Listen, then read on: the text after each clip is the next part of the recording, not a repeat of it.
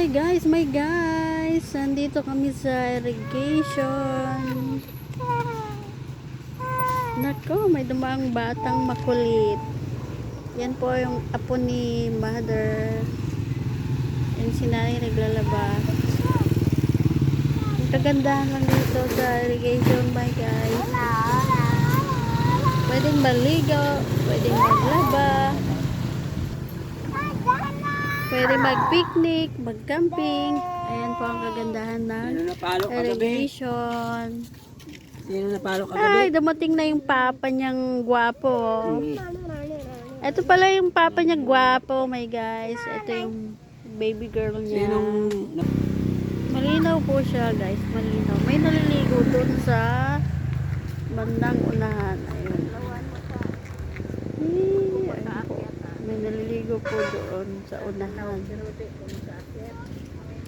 Ayun, yung tulay.